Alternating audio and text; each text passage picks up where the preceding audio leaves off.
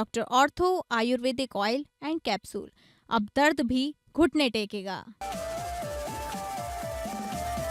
शांति वार्ता की कवायद के बीच दक्षिण ईरान में अमेरिका का हवाई हमला, माइन बिछा रही नौकाएं और मिसाइल लॉन्च साइट बने निशाना। यूपी के सभी ग्राम प्रधान अब बनेंगे प्रशासक, पंचायत चुनाव से पहले योगी सरकार का बड़ा दांव। लखनऊ में अखिलेश का बीजेपी सरकार पर बड़ा हमला, अखिलेश यादव ने कहा बीजेपी सरकार में फर्जी एनकाउंटर हो रहे हैं, जात देखकर बुलडोजर चलाया जा रहा है और सबसे अधिक पीटीए को शिकार बनाया जा रहा है। झारखंड के मुख्यमंत्री हेमंत सोरेन ने आदिनिवास ऐप का किया शुभारंभ। सीएम सोरेन ने कहा देश के आदिवासियों को एक सूत्र में पिरोने का प्रयास ही आदिनिवास ऐप की सार्थकता। आदिनिवासी ऐप संस्कृति, भाषा, भूमि, परंपरा और जीवन शैली का होगा संरक्षण। यूपी में बड़ा हादसा, लखनऊ आगरा एक्सप्रेसवे पर पलटी डबल डेकर बस, 6 की मौत और 24 यात्री घायल। बस्ती में महिलाओं ने सामूहिक सोहर गाकर बनाया वर्ल्ड रिकॉर्ड। देश के नक्सल मुक्त बनने के उपलक्ष्य में 2500 महिलाओं ने एक साथ भगवान श्री राम का सोहर गाकर बनाया वर्ल्ड रिकॉर्ड। प्रधानमंत्री नरेंद्र मोदी और गृह मंत्री अमित शाह को कहा धन्यवाद।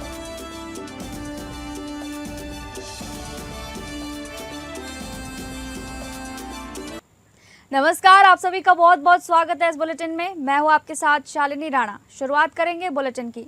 अमेरिका और ईरान के बीच जारी तनाव एक बार फिर खतरनाक मोड़ पर पहुंच गया है। दक्षिण ईरान और हॉर्मुज जलडमरू मध्य के पास अमेरिका ने सेल्फ डिफेंस स्ट्राइक करते हुए ईरानी मिसाइल लॉन्च साइटों और माइन बिछाने की कोशिश कर रही नौकाओं को निशाना बनाया।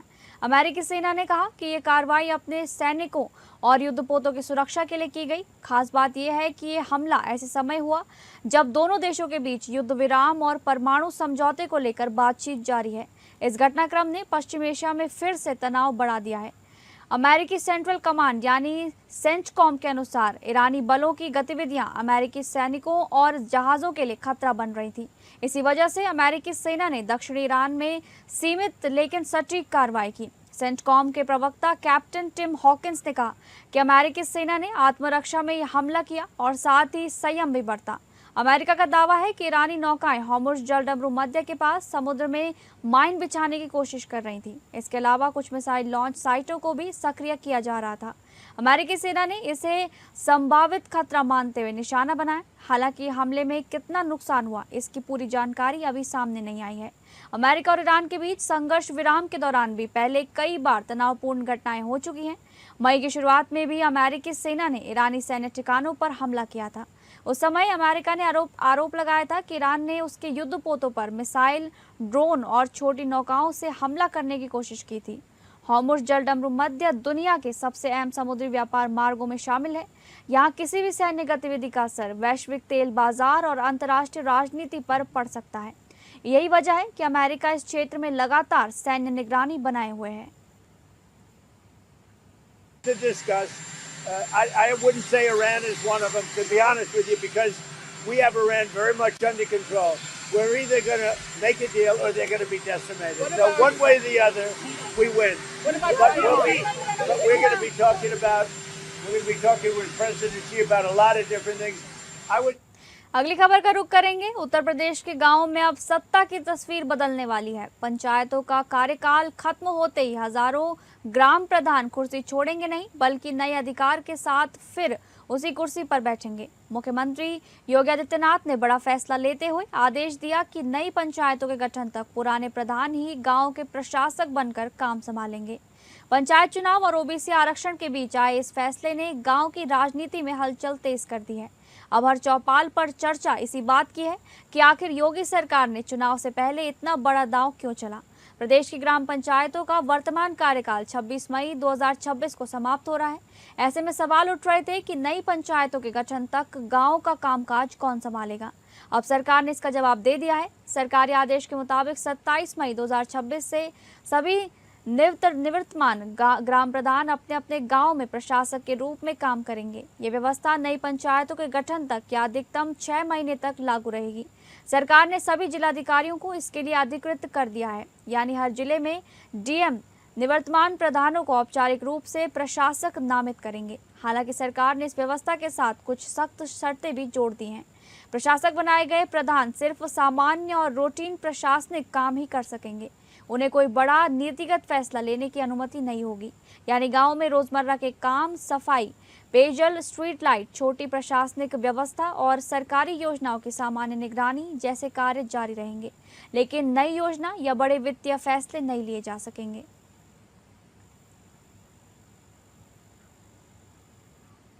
अगली खबर, लखनऊ की भाजपा मेयर सुषमा खरकवाल के कार्यकाल के आज 3 साल पूरे हो गए हैं।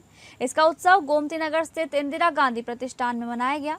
सीएम योगी ने कार्यक्रम में पहुंचकर लखनऊ नगर निगम के अंतर्गत 413 करोड़ की परियोजनाएं लॉन्च की। इनमें 432 परियोजनाएं शामिल हैं। इस मौके पर सीएम योगी ने कहा कि मैं आभारी हूं कि उत्तर प्रदेश की जनता जनार्दन का, जिन्होंने उत्तर प्रदेश के इतिहास में पहली बार 17 नगर निगम के चुनाव हुए थे और उन्होंने सभी 17 नगर निगम की सीट पर भारतीय जनता पार्टी के पक्ष में वोट डाले। इसी का परिणाम है कि नगर निगम ने इन 3 वर्ष में कुछ प्रतिमान भी स्थापित किया। विकास कैसे होना चाहिए और उसका मॉडल बनाने का प्रयास जारी है। आभारी हूं उत्तर प्रदेश की जनता जनार्दन का, जिन्होंने पहली बार उत्तर प्रदेश के इतिहास में 17 नगर निगम में चुनाव हुए थे और 17 की 17 नगर निगम की सीट उन्होंने भारतीय जनता पार्टी के पक्ष में डाली थी। आप देखो ना, यही लखनऊ था। हमने राष्ट्र प्रेरणा स्थल जहां पे बनाया है, 3 दशक था, यानी 30 वर्षों से ऊपर का कूड़ा वहां डंप होता था। आज वह राष्ट्र प्रेरणा स्थल है। बेहतरीन केंद्र, बड़ा केंद्र, बड़ी रैली हो सकती है, बड़ा मंच बनाया गया है, म्यूजियम बना हुआ है। समाजवादी पार्टी के राष्ट्रीय अध्यक्ष अखिलेश यादव ने मंगलवार को लखनऊ स्थित पार्टी कार्यालय में प्रेस वार्ता की। इस दौरान अखिलेश ने कहा कि उत्तर प्रदेश में जात देखकर अब बुलडोजर चलाया जा रहा है। सबसे अधिक पीडीए को शिकार बनाया गया। जो जेल में है वो भी पीडीए से ही आते हैं, जिन्हें प्रताड़ित कर जेल में डाला गया है। अखिलेश ने प्रदेश सरकार पर आरोप लगाते हुए कहा कि उत्तर प्रदेश में फर्जी एनकाउंटर हो रहे हैं। पुलिस लगातार फर्जी एनकाउंटर कर रही है। सच्चाई तो यह है कि मर्जी के हिसाब से फर्जी एनकाउंटर हो रहा है। उत्तर प्रदेश में एनकाउंटर वर्चस्व की धाक जमाने के लिए किए जाते हैं। अपनी धाक बनी रहे, धाक से लोग डरें, इसलिए उत्तर प्रदेश में एनकाउंटर किए जा रहे हैं। उत्तर प्रदेश में भाजपा सरकार एनकाउंटर के बहाने पीडीए को डराकर उसका हक मारना चाहती है। उत्तर प्रदेश में भाजपा सरकार जाति धर्म देख करके एनकाउंटर करवाती है। इससे प्रदेश का सामाजिक सौहार्द बिगड़ता है। फर्जी एनकाउंटर नाकाम सरकार की पहचान है। जो सरकार नाकाम हो जाती है वो फर्जी एनकाउंटर का रास्ता अपनाती है। फर्जी एनकाउंटर से भाजपा सरकार आम जनता पर मनोवैज्ञानिक दबाव बनाना चाहती है। अगली खबर का रुख करेंगे। रांची के ऑड्रे हाउस में आयोजित आदि निवास ऐप के शुभारंभ कार्यक्रम में बतौर मुख्य अतिथि सम्मिलित होकर राज्य के मुख्यमंत्री हेमंत सोरेन ने इस आदि निवास ऐप डिजिटल ऐप का विधिवत शुभारंभ किया। इस अवसर पर झारखंड के मुख्यमंत्री ने अपने संबोधन में कहा कि आदि निवास एक डिजिटल आदिवासी ऐप है जो देश भर के आदिवासियों को एक सूत्र से जोड़ने के उद्देश्य से तैयार किया गया है। ये उनकी संस्कृति, भाषा, भूमि, परंपरा और जीवन शैली के संरक्षण के साथ साथ रोजगार और आर्थिक विकास के अवसरों को भी गति प्रदान करने में सहायक सिद्ध होगा। सीएम ने अपने संबोधन में कहा कि यह ऐप एक आदिवासी समाज के होनहार युवा नितिन कुजूर ने बनाया है और उन्हें पूरा विश्वास है कि यह ऐप आदिवासी समुदाय के सर्वांगीण विकास को हर क्षेत्र में मजबूती प्रदान करेगा। साथ ही मुख्यमंत्री ने कहा कि उन्हें आदिवासी समुदाय की पहचान पर गर्व करते हुए एकजुट होकर प्रगति की दिशा में कदम कदम मिलाकर निरंतर आगे बढ़ने की आवश्यकता है। एक डिजिटल वर्ल्ड में कितने मेहनत और कितने शिद्दत और कितने लगन के साथ एक ऐसा ऐप जिसमें नाम पर ही बहुत कुछ छुपा हुआ है, आदि निवास। और जैसे कि नितिन जी ने यहाँ भी बताया, ये देश का पहला आदिवासी ऐप है। आप सब जानते हैं, हम लोग धीरे धीरे अलग अलग युगों से गुजरते हुए आज डिजिटल प्लेटफॉर्म पर पहुंच चुके हैं। अगली खबर, छत्तीसगढ़ के मुख्यमंत्री विष्णुदेव साय ने कहा कि रायपुर विशाखापट्टनम कॉरिडोर छत्तीसगढ़ की आर्थिक रीढ़ साबित होगा और बस्तर सहित पूरे राज्य में विकास और खुशहाली का नया दौर शुरू करेगा। रायपुर से विशाखापट्टनम तक बनने वाला इकोनॉमिक कॉरिडोर छत्तीसगढ़ की अर्थव्यवस्था, उद्योग, व्यापार और रोजगार के लिए गेम चेंजर साबित होने जा रहा है। सीएम साय ने कहा कि रायपुर विशाखापट्टनम इकोनॉमिक कॉरिडोर देश के मध्य भाग को पूर्वी समुद्री तट से जोड़ने वाला महत्वपूर्ण आर्थिक मार्ग होगा। इस परियोजना से छत्तीसगढ़, ओडिशा और आंध्र प्रदेश के बीच कनेक्टिविटी मजबूत होगी। वहीं उद्योगों और लॉजिस्टिक नेटवर्क को नई गति भी मिलेगी। कॉरिडोर बनने से रायपुर, भिलाई, धमतरी, कांकेर और बस्तर क्षेत्र में नए औद्योगिक क्लस्टर विकसित होने की संभावना है, जिससे हजारों रोजगार के अवसर सृजित होंगे। विशाखापट्टनम पोर्ट से सीधी कनेक्टिविटी मिलने से छत्तीसगढ़ के स्टील, कृषि और वनोपज उत्पादों को राष्ट्रीय और अंतर्राष्ट्रीय बाजार तक पहुंच मिलेगी। खबरों के सिलसिले में आगे बढ़ेंगे। बिहार के स्वास्थ्य मंत्री निशांत कुमार मंत्री पद की शपथ लेने के बाद पहली बार बख्तियारपुर पहुंचे। उनके इस पहले दौरे को लेकर स्थानीय जनता और समर्थकों में जबरदस्त उत्साह देखने को मिला। बख्तियारपुर की धरती पर कदम रखते ही कार्यकर्ताओं ने उनका जोरदार स्वागत किया। अपने इस दौरे के दौरान स्वास्थ्य मंत्री निशांत कुमार ने बख्तियारपुर में एक नए जिम का उद्घाटन किया, जो स्थानीय युवाओं के लिए स्वास्थ्य और फिटनेस के लिहाज से एक बड़ी सौगात माना जा रहा है। जिम के उद्घाटन के बाद स्वास्थ्य मंत्री सीधे बख्तियारपुर के प्रसिद्ध सीढ़ी घाट पहुंचे, जहां उन्होंने शाम की भव्य गंगा आरती में हिस्सा लिया। मां गंगा की आरती के दौरान पूरा घाट भक्तिमय माहौल में सराबोर नजर आया। मंत्री निशांत दुबे के आवागमन पर लेकर बख्तियारपुर नगर से लेकर सीढ़ी घाट तक सुरक्षा के चाक चौबंद इंतजाम किए गए। प्रशासन का पूरा ध्यान इस बात पर था कि आरती में आने वाले श्रद्धालुओं और आम जनता को किसी भी तरह की परेशानी का सामना न करना पड़े। स्वास्थ्य मंत्री के इस दौरे से स्थानीय लोगों में काफी उम्मीदें जगी हैं।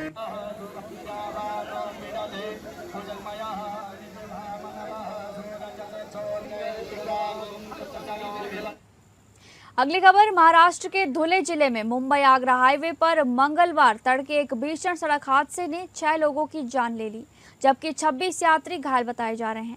हादसा धुले के लालिंग घाट इलाके में हुआ, जहां एक रेत से भरा डंपर कथित तौर पर गलत दिशा में जा रहा था। इसी दौरान उसकी शराब से भरे ट्रक से आमने सामने टक्कर हो गई। टक्कर के बाद पीछे से आ रही एक ट्रैवल बस भी ट्रक से जा भिड़ी, जिससे हाईवे पर अफरा तफरी मच गई। बताया जा रहा है कि हादसे के बाद टोल कर्मचारी और स्थानीय लोग घायलों की मदद में जुटे थे, तभी तेज रफ्तार ट्रैवल बस ने पीछे से टक्कर मार दी। इस दर्दनाक हादसे में मदद कर रहे 2 लोगों समेत कुल 6 लोगों की मौत हो गई। मृतकों में टोल कर्मचारी गणेश थोरात, मनोज नरवाल और बस चालक जावेद खान शामिल हैं। वहीं हादसे में घायल हुए 26 यात्रियों को धुले के भाऊ साहेब हिरे गवर्नमेंट मेडिकल कॉलेज में भर्ती कराया गया है, जहां उनका इलाज जारी है। हादसे के बाद मुंबई आगरा हाईवे पर लंबा जाम लग गया और टोल कर्मचारियों ने सुरक्षा उपकरणों की कमी का आरोप लगाते हुए विरोध प्रदर्शन भी किया। प्रत्यक्षदर्शियों के मुताबिक ट्रैवल बस का चालक झपकी ले रहा था, जिसकी वजह से हादसा और भयावह हो गया। सूचना मिलते ही मोहाड़ी पुलिस और वरिष्ठ अधिकारी मौके पर पहुंचे और राहत बचाव कार्य शुरू कराया। फिलहाल पुलिस पूरे मामले की जांच में जुटी है और हादसे के कारणों का पता लगाया जा रहा है। जो 15 दिन से हमारी लेबर कमिश्नर के पास में या फिर राष्ट्रीय महामार्ग की तरफ आंदोलन चालू है कि हमें जो 15 साल से जो कर्मचारी यहाँ पर काम कर रहे हैं उन कर्मचारी को कंटिन्यू किया जाए। 50% कॉन्ट्रैक्टदार ने बिलों में कॉन्ट्रैक्ट लेने के कारण उनकी तड़जोड़ चालू है। हमको सिर्फ 10 दिन का आश्वासन दिया था कि 10 दिन में हम। अगली खबर का रुख करेंगे। उत्तर प्रदेश के उन्नाव जिले में लखनऊ आगरा एक्सप्रेसवे पर सुबह एक दर्दनाक सड़क हादसा हुआ। और आज थाना क्षेत्र के किलोमीटर 262 पर दिल्ली से गोरखपुर जा रही यात्रियों से भरी एक डबल डेकर बस अनियंत्रित होकर डिवाइडर से टकराने के बाद पलट गई। इस भीषण हादसे में 6 लोगों की मौके पर ही दर्दनाक मौत हो गई, जबकि 24 यात्री गंभीर रूप से घायल हो गए। इनमें कई की हालत गंभीर बनी हुई है। अनुमान जताया जा रहा है कि चालक को नींद की झपकी आ गई, इस कारण बस अनियंत्रित हो गई और डिवाइडर से जा टकराई। टक्कर इतनी जोरदार थी कि बस पलट गई, बस के शीशे टूट गए और कई यात्री बस से बाहर जा गिरे, जिससे उन्हें गंभीर चोटें आई हैं। हादसे की सूचना मिलते ही स्थानीय प्रशासन, पुलिस और यूपीडा यानी कि यमुना एक्सप्रेसवे औद्योगिक विकास प्राधिकरण की टीम तुरंत मौके पर पहुंच गई। राहत और बचाव कार्य शुरू किया गया। पुलिस और स्थानीय लोगों की मदद से बस में फंसे यात्रियों को सुरक्षित बाहर निकाला गया। घायलों को तत्काल नजदीकी अस्पतालों में भर्ती कराया गया और गंभीर रूप से घायल कई यात्रियों को बेहतर चिकित्सा सुविधा के लिए लखनऊ ट्रॉमा सेंटर रेफर किया गया है। प्रारंभिक जानकारी के अनुसार चालक की लापरवाही या नींद की झपकी को हादसे का मुख्य कारण माना जा रहा है।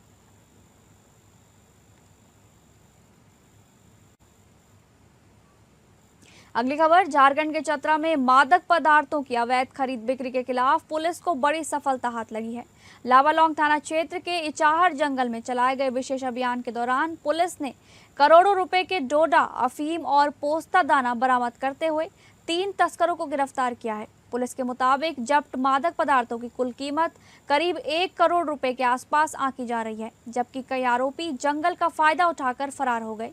बताया जा रहा है कि चतरा एसपी अनिमेश नैथानी को मिली गुप्त सूचना के आधार पर सिमरिया एसडीपीओ नागरगोजे शुभम भाऊ साहेब के नेतृत्व में विशेष छापेमारी दल ने कार्रवाई की। इस दौरान इचाहर जंगल में डोडा के भंडारण स्थल की निगरानी कर रहे आरोपियों पर दबिश दी गई। पुलिस ने मौके से एक आरोपी कैलाश गंजू को गिरफ्तार किया, जिसकी निशानदेही पर जंगल के अलग अलग ठिकानों से 361 किलो से अधिक डोडा, 23 किलो से ज्यादा डोडा पोस्ता मिश्रण और 25 किलो से अधिक पोस्ता दाना बरामद किया गया।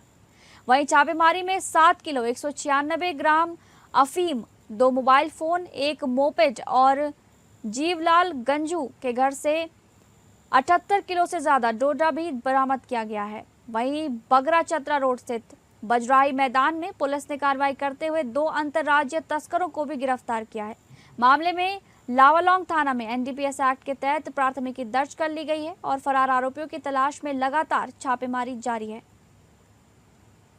क्योंकि अफीम खेती के केस में 12/16 केस में भी प्राथमिकी अभियुक्त है, इनके द्वारा अफीम की खेती भी करवाई जाती है। ये इसको गार्ड कर रहे थे और इसकी देखभाल कर रहे थे। ये गिरफ्तारी इनकी की गई और इसका टोटल वैल्यू करीब 54 लाख के आसपास है जो बरामद किया गया, जो एनडीपीएस का जो हुई। अगली खबर, बस्ती जनपद की 2500 महिलाओं ने आज सोहर गाकर इतिहास रच दिया है। खुशी की वजह थी नक्सलवाद का खात्मा।